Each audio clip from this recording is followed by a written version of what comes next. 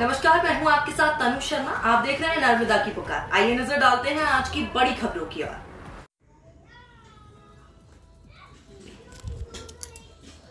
आज उज्जैन में all India ब्राह्मण फेडरेशन की राष्ट्रीय कार्यकारिणी की राष्ट्रीय अधिवेशन के संयोजक पंडित के.सी. दवे, पंडित सुरेश द्विवेदी, प्रमोद शर्मा के संयोजन में आयोजित बैठक को अखिल भारतीय ब्राह्मण समाज राष्ट्रीय अध्यक्ष पंडित सुरेंद्र चतुर्वेदी, ऑल इंडिया ब्राह्मण फेडरेशन के राष्ट्रीय अध्यक्ष श्री प्रदीप ज्योति, महामंत्री पद्म प्रकाश शर्मा, श्रीमती माया राजेश त्रिवेदी, श्री रमेश चंद्र शर्मा, अमृतसर पंजाब, संत श्री नीलेश नंदपुरी महाराज, पंडित जियालाल शर्मा, पंडित देवेंद्र शुक्ला, मनोज शर्मा के साथ देश भर से आए हुए ब्राह्मण प्रतिनिधियों को संबोधित करते हुए उनके समक्ष अपने विचार रखने का अवसर प्राप्त हुआ।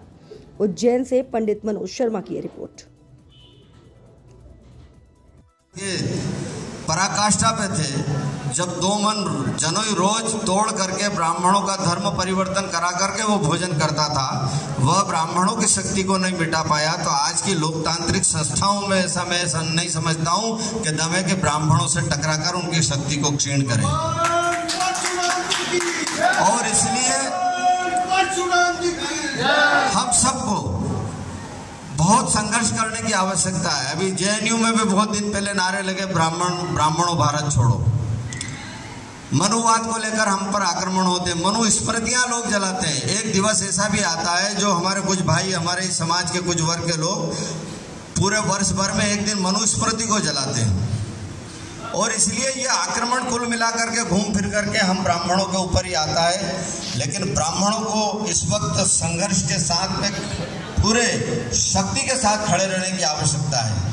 और ब्राह्मणों में शक्ति है, असीम कृपा है। अभी बहुत दिन पूर्व हमने एक यहाँ उज्जैन में शंकराचार्य जी से एक लेखक है, आईएएस अफसर है, एक राजस्थान के भी आईएएस अफसर आए, अभी परिचय हुआ हमारा बीच में। एक आईएएस अफसर ने किताब लिखी ब्राह्मण द ग्रेट, उसका हिंदी संस्करण का भी हम कर चुके हैं और उसका अंग्रेजी में संस्करण भी निकला।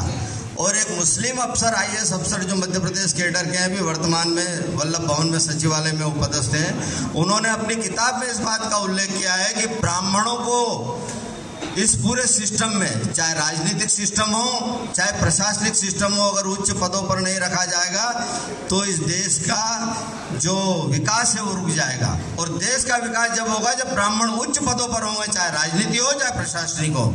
और इसलिए हम सब लोगों को, लोग कहते हैं कि ब्राह्मण एक नहीं है, मैं कहता हूँ ब्राह्मण इतने एक हैं कि देखते हैं कि देश में, मैं तो पूरे देश में घूमता